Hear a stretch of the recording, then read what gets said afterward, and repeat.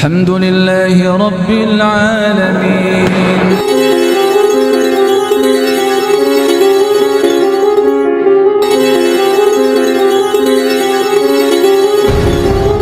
Buah kesabaran dari sebab kita bisa menahan diri atas kezaliman penguasa ini adalah terjaminnya kelak kita mendapatkan kesempatan meminum air telaga Kautsar.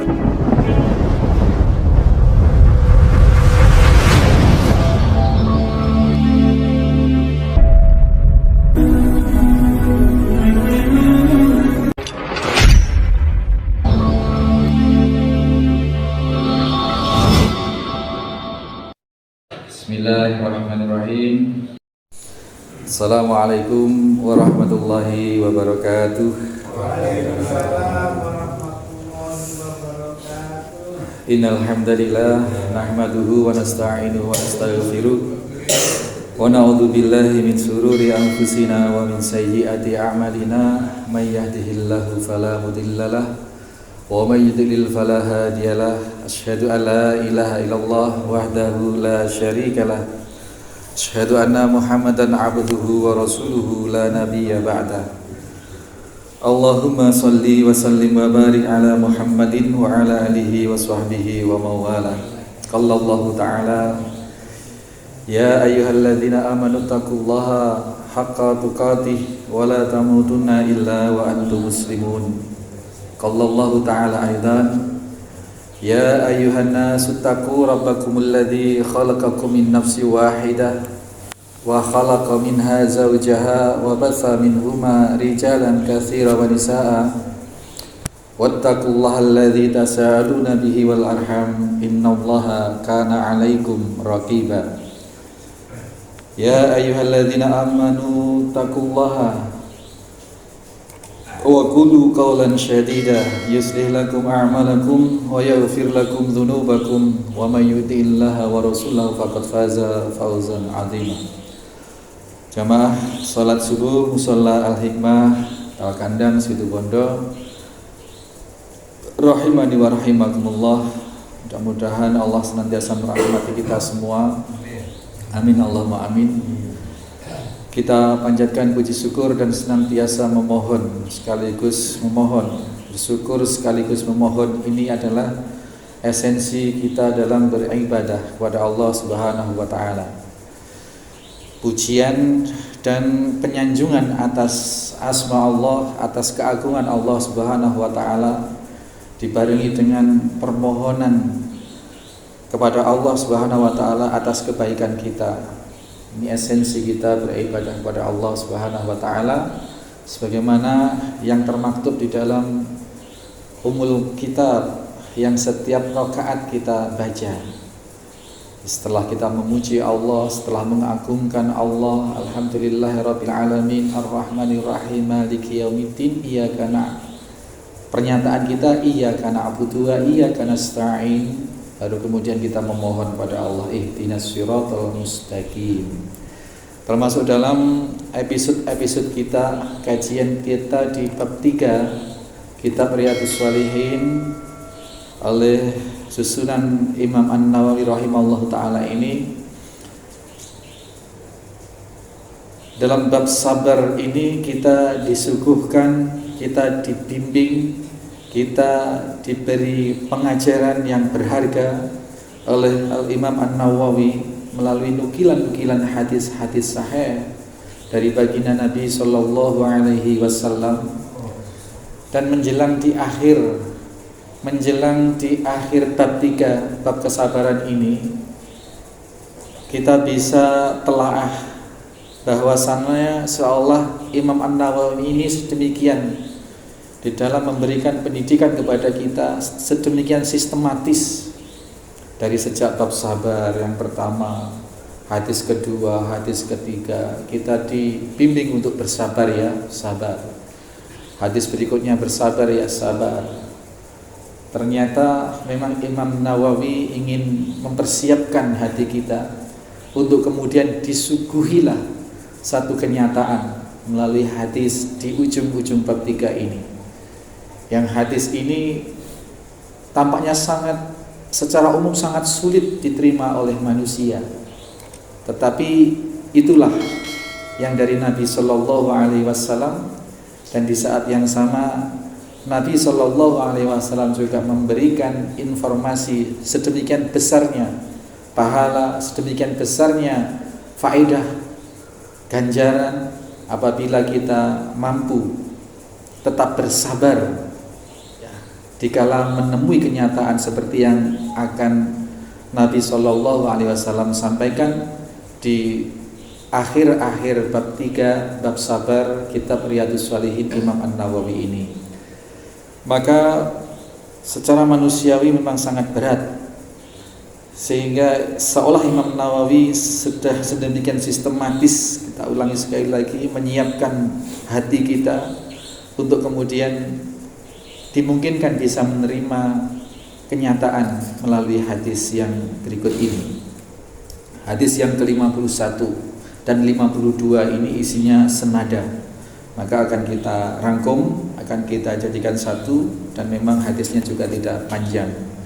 Sebelum nanti di pekan ketiga kita akan mengakhiri bab 3 ini, baru nanti di pekan keempat subuhnya dengan kita Pak Haji Imam Zuhri sudah siap untuk pekan terakhir di bab di bulan apa ini Pak? Juni. Kemudian kita nanti berkurban bersama-sama. Hadis yang ke-51, Wa'an Ibnu Mas'ud radhiyallahu anhu anna Rasulullah sallallahu alaihi wasallam. Ibnu Mas'ud ini namanya Abdullah, anak dari Pak Mas'ud, bukan Pak Mas'udnya Mas Nanang. Jadi Ibnu Mas'ud ini sangat terkenal. Jadi ada trio Abdullah yang sangat terkenal di sisi sahabat Nabi.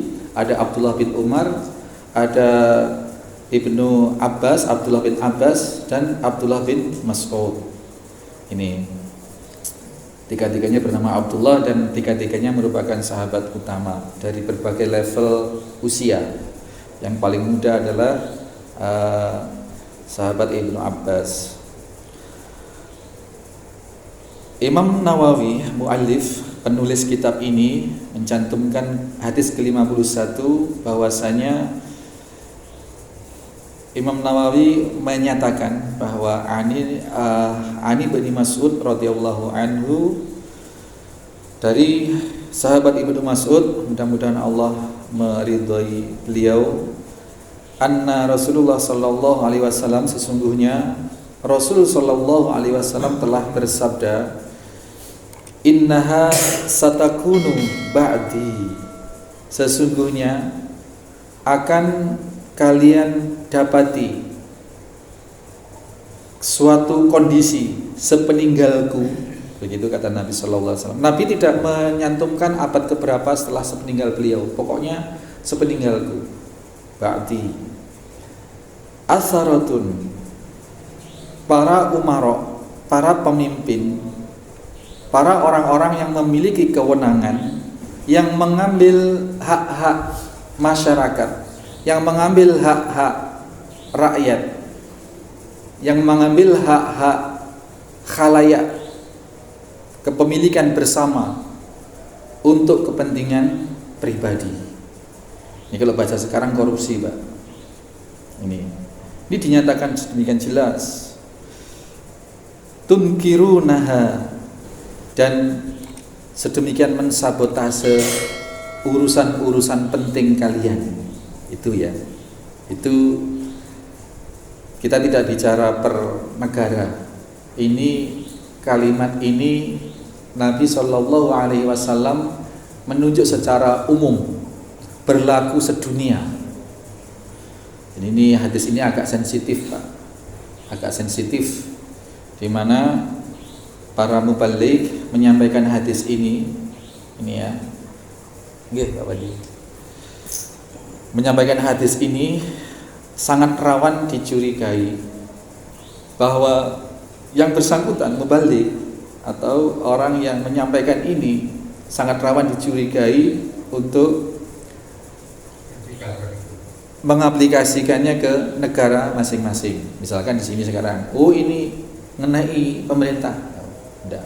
Jadi ini Nabi sebelum ada negara, bahkan sebelum ada negara per negara seperti apalagi Indonesia. Indonesia itu umurnya dengan NU dengan Muhammadiyah, tua NU tua Muhammadiyah. Apalagi ini Nabi 1400 tahun yang lalu.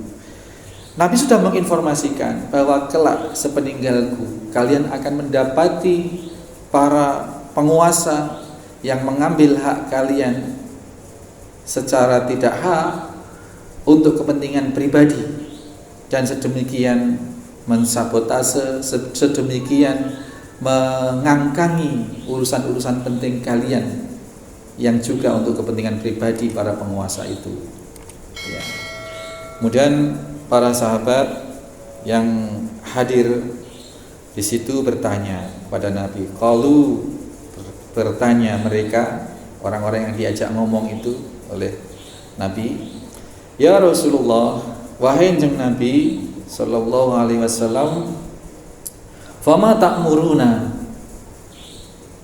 Kalau demikian, apa yang kau perintahkan kepada kami? Kalau mendapati seperti itu, perintah jenengan nopo jeneng Rasul kepada kami. Gitu ya. Jadi ini sikap-sikap yang sami'na wa ata'na.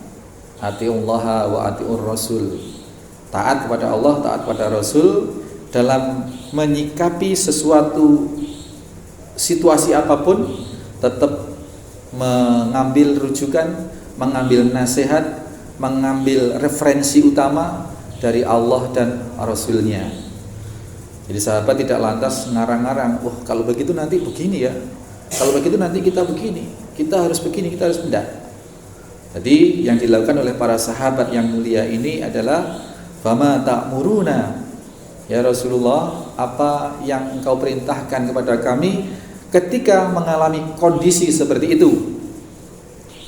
Rasulullah sallallahu alaihi wasallam kemudian qala, bersabda, tu'adunal haqqal ladzi 'alaikum, kalian tetap menunaikan kewajiban kalian atas penguasa itu, wa tas'alunallaha alladzi lakum, mintalah kepada Allah hak kalian itu.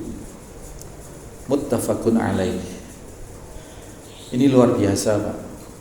Rasulullah tidak menyarankan untuk kalian datanglah ke penguasa kemudian bermusyawarahlah atau demolah atau apapun. Tapi yang disarankan oleh baginda Nabi, yang dibimbingkan, dan ini harus kita pegang, Pak. Ini berat. Ya.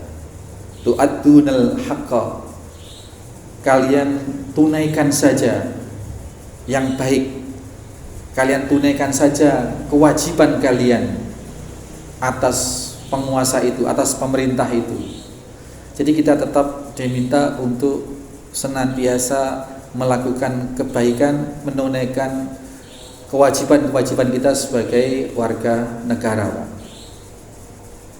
Di sini tidak ada sedikit pun isyarat saran yang mengisyaratkan, tidak ada sedikit pun saran yang mengisyaratkan kita untuk memberontak dalam bentuk apapun. Loh, kalau sudah zalim Ustaz gimana? Waduh, kita sudah mana ngurus KTP, mana sekarang ngurus STNK ini ya. Kita pajak kita sudah diminta bayar genep, tapi STNK-nya dijanjikan 3 bulan. Gimana sih ini pemerintah? Ya gitu. Oh kalau gitu kita demo aja. Oh kita bikin seperti itu. Demo atau apapun lah ya. Dan sangat banyak kejanggalan-kejanggalan kalau dinyatakan oleh Rasulullah sallallahu alaihi wasallam ada penguasa yang sedemikian rupa mengambil hak rakyat, hak masyarakat. Belum lagi potensi-potensi ekonomi, kekayaan alam yang dikeruk untuk kepentingan pribadi, keluarga dan golongan penguasa. Ini berlaku sejak dulu. Sejak dulu dalam kisah-kisah kerajaan kesultanan, sejak sebelum Nusantara kita kenal dalam sejarah, penguasa memperkaya diri, memperalat rakyatnya, mengeksploitasi kekayaan alam, itu sudah sejak zaman dulu. Keluarga besar raja ini keluarga besar penguasa ini hidup bermewah-mewah, sementara rakyatnya kering kerontang, kurus-kurus, kelaparan. Ini berlaku sejak lama. Nah, dan bimbingan syara, bimbingan Allah dan Rasulnya, tidak ada sedikit pun isyarat yang membolehkan untuk berontak. Ini penguasa-penguasa yang demi apa? Demi persatuan kaum muslimin. Ini penguasa yang dimaksud adalah penguasa kaum muslimin. Jadi umara itu adalah pemimpin yang statusnya adalah muslim, Pak. Kalau kepemimpinan non muslim itu tidak bisa disebut sebagai umara. Dan di dalam hadis ini dinyatakan sedemikian, asaratun, itu para umara. Jadi kalau pemimpin suatu negeri itu memang muslim, ya meskipunlah muslim KTP misalnya, tetapi tetap kegiatan aktivitas keagamaan tetap tidak dilarang. Sholat dipersilahkan, melakukan kegiatan-kegiatan keagamaan tidak dilarang, ya. Hingga pemimpin itu menunjukkan kekafirannya yang nyata, menampakkan kekufurannya yang nyata. Misalkan kayak penjajah Belanda, jelas-jelas kufur, Pak, dan itu tidak masuk dalam kategori ini boleh memberontak. Itu dikuasai oleh penguasa-penguasa orang-orang kafir misalkan. Nah, selama penguasa itu masih muslim, masih mukmin, kemudian masih menyelenggarakan, masih memberikan ruang untuk beribadah, sholat tidak dilarang, berjilbab tidak dilarang. Apa ada Ustadz yang dilarang? Oh banyak. Di beberapa negara yang seperti itu, Jumatan dibubarkan, terus kemudian sholat berjamaah dilempari granat, gitu ya. Terus kemudian beribadah, aktivitas-aktivitas keislaman di bawah todongan senjata. Nah, kalau yang sudah demikian sudah benar-benar menampakkan kekufurannya. Seperti Turki di zaman Kemal Atatürk dulu itu, Pak, sedemikiannya. Bahkan tidak boleh ada bau-bau Arab. Azan pun harus pakai bahasa Turki waktu itu. Nah, ini sudah sedemikian. Nah, hadis ini berlaku bagi para umara, para amir, ya, suatu negeri yang dipimpin oleh kaum muslimin, ya meskipun ya zahirnya Islam itu ya, tetapi ternyata sebenarnya diam-diam tidak sholat atau diam-diam memusuhi Islam misalnya, tapi senyampang tidak menampakkan secara nyata kekufuran dan kezalimannya itu, maka kita terikat oleh hadis ini. Tu'addunal haqqa alladzi 'alaikum. Tunaikanlah kewajiban atas kalian, kewajiban atas warga negara, meskipun hak-haknya sedemikian dirampas. Kemudian wa tas'alunallaha alladzi lakum. Kemudian memintalah, berdoalah kepada Allah untuk memperoleh hak kalian itu, untuk memperoleh perlakuan penguasa yang adil, penguasa yang tidak zalim, penguasa muslim yang tidak zalim.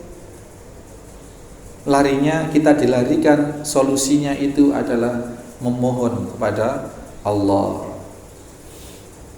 Kalau dipikir-pikir Bapak Ibu sekalian, kalau ada satu kemungkaran di mana kita sudah tidak punya kewenangan secara tangan, kewenangan secara kekuasaan, kita kalah kuasa, kemudian juga kita sedemikian rupa dibungkam, nulis di media sosial, nulis di media massa, dikejar-kejar, ya, dicekal, dianggap penghinaan dan lain sebagainya. Enggak ada ruang untuk ngomong, untuk merubah kemungkaran itu dengan lisan. Kemudian yang ada adalah mengubah atau menghadapi kemungkaran itu dengan hati. Dan itu memang selemah-lemah iman.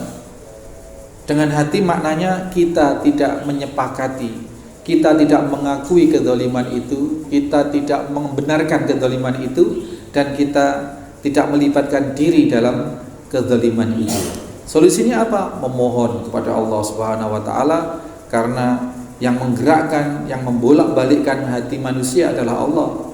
Kalau kita menginginkan kebaikan atas sesuatu dan kita tidak mampu untuk mengupayakan secara zahir kepada sesuatu itu, maka jalan satu-satunya adalah kita memohon kepada yang menguasai sesuatu itu. Saya sering kedatangan curhatan-curhatan itu Pak, dari beberapa pihak. Ada suami mencurhatkan istrinya, istri mencurhatkan suaminya, menantu mencurhatkan mertuanya, mertua mencurhatkan mantunya. Dan kalau sudah datang masalah didatangkan seperti itu, masalahnya ini kompleks Pak. Masalahnya kompleks. Dari berbagai sisi ini sudah bermasalah. Menikah, ngumpul dengan mertua, yang mertuanya ini juga masih ngumpul dengan adiknya, karena rumah itu rumah warisan kakek begitu. Dan mertua ini punya sebagian dari rumah itu dan masih jadi satu rumah. Nah, kemudian ini menikah mendapat bagian satu kamar. Oh, jadi satu keluarga itu, satu rumah itu terdiri dari 5 atau 6 keluarga gitu Pak. Kakak Pak. Dapurnya satu tapi punya masak sendiri-sendiri. Nah, itu kompleks. Mana sikap suaminya, sikap mertuanya kompleks. Iya. Akan banyak permasalahan-permasalahan seperti itu di level-level masyarakat, di level-level politik, misalkan kenegaraan, seolah-olah sudah buntu, sudah dari segala sisi sudah sangat sulit, dan kemudian menyatakan kecuali revolusi begitu. Itu solusi itu. Ya. Itu pun sebenarnya belum jalan final. Sesungguhnya jalan finalnya adalah ini tadi. Jalan finalnya adalah yang disebut oleh Rasulullah sallallahu alaihi wasallam, wa tas'alunallaha alladzi lakum. Memohon kepada Allah untuk memperoleh hak-hak kita itu. Kalau sudah Allah yang bertindak, 350 tahun kita dicengkeram oleh Belanda. Tidak ada kekuatan sosial, kekuatan politik yang selama itu bisa menembus benteng penguasaan Belanda. Tetapi ketika Allah sudah berkehendak, bukan yang aneh-aneh Pak, dengan bambu runcing aja Pak selesai. Sepele ternyata. Dan bangsa kita, para pendiri bangsa kita sedemikian mengakui bahwa kemerdekaan kita itu bukan atas kecanggihan senjata, bukan atas kehebatan orang-orang, tetapi atas berkat rahmat Allah Subhanahu wa ta'ala. Ini implisit sekali mengakui bahwa segala problem itu yang menyelesaikan Allah Subhanahu wa ta'ala. Maka dari sini kita tenang Pak. Wis babano ruwet-ruwet, kita lakukan saja proses-proses yang ma'ruf. Kalau memang harus masuk partai politik, masuk. Kalau memang harus ada mekanisme memilih nyoblos ini nyoblos itu, kita milih yang terbaik menurut kita. Tidak perlu dengan memaki-maki, tidak perlu dengan membuat gerakan-gerakan yang justru akan semakin bikin tidak kondusif. Kan ngoten nggih Pak Babin nggih? Ngoten. Nah, ini sekarang apalagi tahun-tahun politik nih. Kalau kita ngikuti media sosial, Masya Allah Pak, panas rasanya itu. Ya. Ini terkait dengan hadis berikutnya. Hadis yang ke-52 ini senada. Wa an Abi Yahya As-Said ibni Khudair radhiyallahu an. Anna rajulan minal ansor. Ada seorang laki-laki dari kalangan Ansor berkata, datang kepada Rasulullah dan berkata, "Ya Rasulullah, ala tasta'miluni, tidakkah engkau akan mempekerjakanku ya wahai Rasulullah, kama sta'malta fulana, sebagaimana engkau telah mempekerjakan si fulan." Ini orang datang minta jabatan Pak, orang datang minta pekerjaan. Orang datang minta diamanai suatu urusan. Ini ya, ini sangat nyata sekali. Faqala, kemudian Nabi Shallallahu Alaihi Wasallam jawabnya ini selalu berupa kaidah, Pak. Ternyata kita ingat ya, dan kita sudah yakini sepakat bahwa Nabi Shallallahu Alaihi Wasallam itu pernah dawuh, ana utitul jawamil kalim, aku dianugerahi oleh Allah Subhanahu Wa Taala kemampuan untuk berkata singkat tetapi memiliki makna atau pengertian yang sangat mendalam. Itu Rasulullah, nggak pernah ngomong panjang lebar, ngomongnya singkat tetapi mencakup segala sangat banyak makna atau maksud. Rasulullah menjawab bagaimana? Innakum satalqauna ba'di, sama jawabannya. Sesungguhnya suatu saat sepeninggalku nanti engkau akan mendapati asaratan, seorang penguasa apa? Umara, ragam umara yang akan mengambil hak-hak kalian, yang akan mengambil hak-hak urusan kalian untuk kepentingan, yang mengambil hak-hak bersama untuk kepentingan pribadi.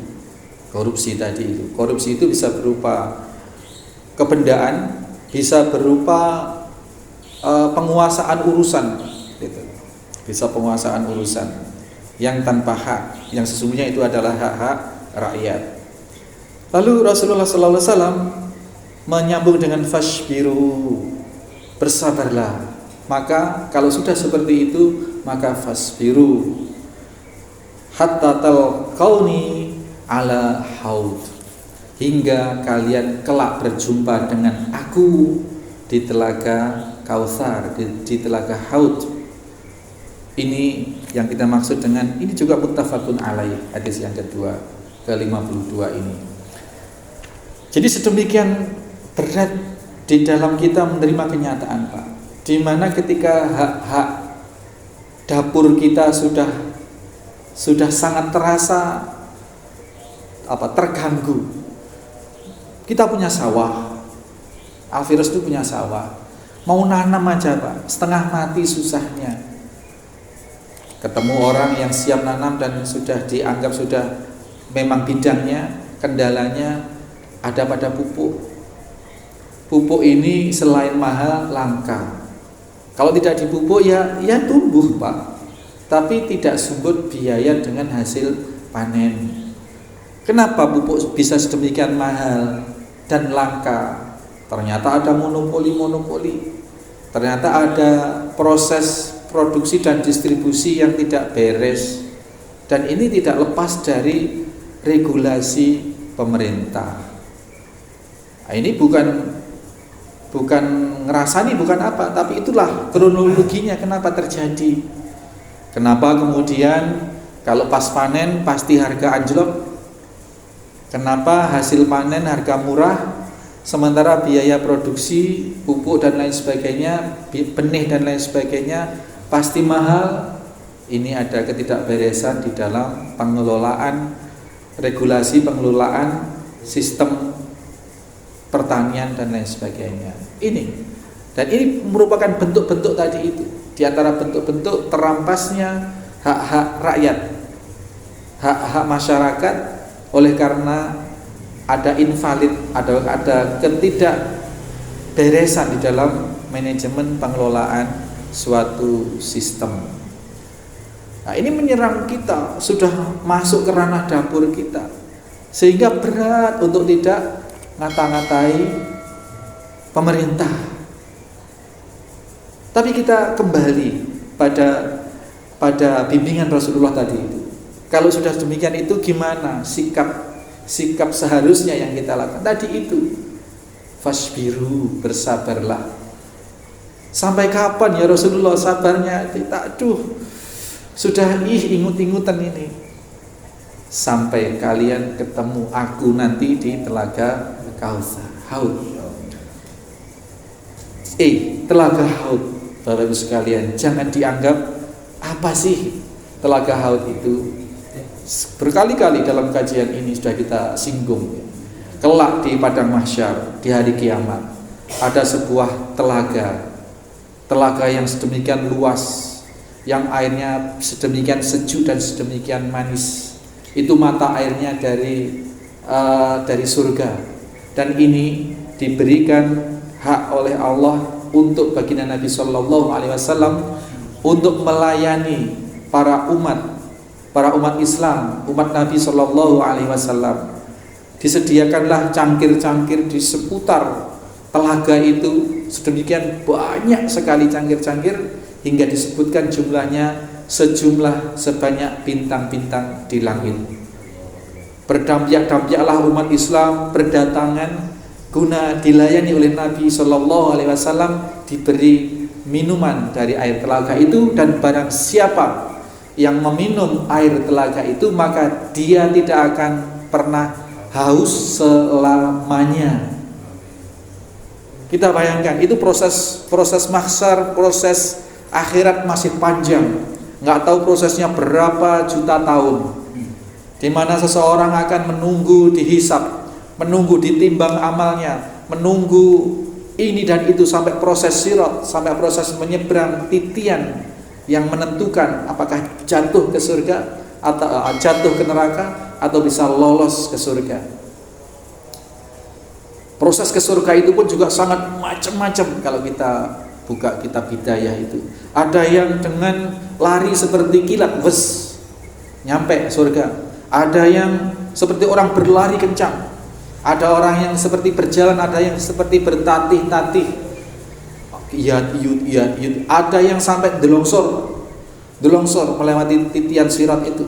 Ada yang bergelantungan. Dan sirat itu digambarkan di sana sesuatu yang sangat lembut dan sangat tajam. Sing landepe pitung penyukur. Itu dalam syair-syair dalam kitab Hidayah itu disebutkan seperti itu. Allah alam shawab. Tetapi intinya bahwa buah kesabaran dari sebab kita bisa menahan diri atas kezaliman penguasa ini adalah terjaminnya kelak kita mendapatkan kesempatan meminum air telaga Kautsar ini, haud ini.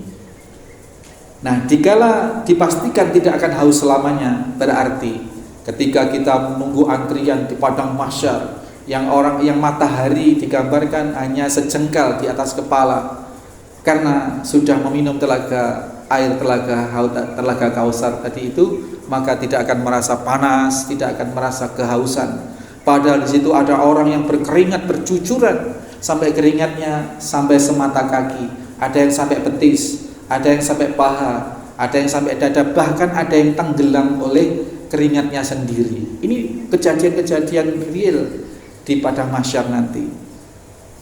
Ada yang orang datang dalam bentuk wajahnya ini terkelupas. Itu siapa? Itulah orang-orang yang sesungguhnya masih mampu bekerja tetapi mengemis. Ini Pak. Jadi saya kalau lewat pulang ke Banyuwangi dengan anak-anak saya, dengan santri siapa gitu, ada orang minta-minta di pinggir jalan itu loh ya, orang masih bisa kerja. Orang minta-minta seperti itu nanti di akhirat, di padang mahsyar datang dengan wajah terkelupas, tinggal tengkoraknya itu wajahnya, tinggal tulang sama darah-darahnya itu wajahnya dikelupas. Karena itu hukuman dari Allah, karena ketika di dunia mampu bekerja, mampu berusaha, diberi kesehatan, tapi perak minta-minta. Iya, minta-minta Pak Saudara. Naudzubillah min dzalik. Itu. Nah, Bapak Ibu sekalian, inilah sesuatu yang berat. Tetapi sedemikian Islam ini, Rasulullah ini memberikan satu bimbingan sedemikian detil. Bagaimana kita bersikap, bagaimana kita kemudian menghadapi satu kenyataan. Terus gimana ini nggak ada perubahan kalau tidak harus kita? Ya, Rasul Shallallahu Alaihi Wasallam menuntunkan bersabarlah dan bermohonlah kepada Allah. Ketuk pintu langit, ketuk hati Allah Subhanahu wa taala, minta kepada Allah. Karena ketika Allah mengabulkan permintaan kita, Allah tidak kurang jalan. Bangsa kita sudah diberikan satu pembelajaran berharga sebenarnya. hegemoni Belanda, negara superpower seperti itu yang sudah sedemikian menguasai seluruh unsur negara Indonesia ini. Rakyatnya, masyarakatnya sudah sedemikian dikuasai. Tidak mudah loh Pak. Tidak hanya keberadaan Belanda ansih, tetapi ketika sudah ada orang-orang yang mengantek kepada Belanda, ini sesungguhnya merupakan halangan yang sangat berat untuk bangsa ini menuntut kemerdekaan. Karena bangsa sendiri memusuhi bangsa sendiri, sehingga seolah-olah sudah 350 tahun loh, pembangunan sudah di mana-mana, sebagian warga bangsa Indonesia sudah dinina bobokkan ini loh kalau dikuasai Belanda, maju dam di mana-mana, sungai di mana-mana, pembangunan ini dan itu, kereta api di mana-mana. Orang-orang yang memperoleh kenyamanan, yang ngantek kepada Belanda, tentu membenci orang-orang yang berusaha berontak merdeka. Artinya apa? Pintu kemerdekaan ini seolah-olah sudah tertutup rapat. Selain dari bangsa penjajah, dari bangsa sendiri yang mengantek kepada Belanda itu sedemikian menghalangi kemerdekaan. Tetapi ternyata idza arada ayyakula lahu kun fayakun. Ketika Allah telah berkehendak, ketika Allah telah mengabulkan doa para hamba-hambanya yang hatinya bersih, yang hatinya tulus memperjuangkan pembebasan kaum muslimin di Indonesia ini dari cengkraman penjajah, ketika Allah telah berkehendak maka perak bambu runcing, merdeka. Nah, hari-hari ini apabila sebagian kita, karena tidak semua loh Pak, merasakan hari ini telah terhimpit, tidak semua. Hari ini berada di dalam kungkungan kezaliman penguasa misalkan, tidak semua merasakan seperti itu. Orang-orang yang menerima manfaat, orang-orang yang berada di pihak penguasa, yang memperoleh sangat banyak hibah-hibah, sangat banyak fasilitas-fasilitas, tentu mendukung. Orang-orang yang berseberangan, yang tertindas, inilah pengaduannya kepada Allah Subhanahu wa taala. Ketika Allah berkehendak, maka segalanya akan selesai, segalanya akan baik-baik saja. Pemberontakan, ketidaksetujuan kita dengan sistem yang carut-marut ini kita lewatkan dari Sang Maha Penguasa, maka musuhnya bukan lagi kita-kita yang harus berdemo, harus berevolusi, tetapi musuhnya adalah para tentara Allah, para kekuasaan Allah yang akan dengan mudah merubah segalanya. Demikian ya Bapak sekalian. Jadi ini sensitif, hadis ini sangat berat kita terima di sebagian kondisi, tetapi apabila kita bisa menerima dan menerapkan, bersabar, melakukan apa yang seharusnya kita lakukan, tetap kita tunaikan kewajiban-kewajiban kita sebagai warga negara, dan kita tetap menginginkan kebaikan-kebaikan melalui memohon kepada Allah Subhanahu wa taala. Insya Allah akan Allah hadirkan kedamaian, akan Allah hadirkan perubahan dengan cara-cara yang damai. Amin Allahumma amin. Pupuk tidak lagi mahal, ngurus segala sesuatu tidak lagi sulit, ya. Sekolah-sekolah tidak lagi sulit, tidak lagi mahal, apa-apa akan terjaga dan mudah-mudahan terwujud statement para ekonom, para pejabat yang kemarin sempat melontarkan, kalau Indonesia ini dikelola dengan baik, pemimpinnya amanah, tidak seperti yang disampaikan oleh baginda Nabi Sallallahu Alaihi Wasallam tadi itu, dengan berdiam diri saja setiap kepala, setiap jiwa rakyat Indonesia ini hanya dari sektor tambang emas saja setiap bulan nganggur metekur dapat 20 juta. Itu belum tambang-tambang yang lain, belum BUMN yang lain, belum macam-macam. Insya Allah swarga bocor yang namanya Indonesia ini, kalau Allah sudah menghendaki, atas doa-doa kita semua, atas perlakuan kita yang baik sebagai warga negara dan mendekatkan diri kepada Allah, insya Allah bukan mustahil, dan insya Allah tidak akan lama Allah akan mewujudkan itu. Dan insya Allah mudah-mudahan kelak kita bertemu dengan baginda Nabi di Telaga Haud, merasakan air Telaga Haud itu, Telaga Kautsar itu. Amin Allahumma Amin. Demikian ya Pak. Ini hadis ini sebenarnya kalau disampaikan yang serem-serem masih sangat serem, tapi ini dibikin santai saja.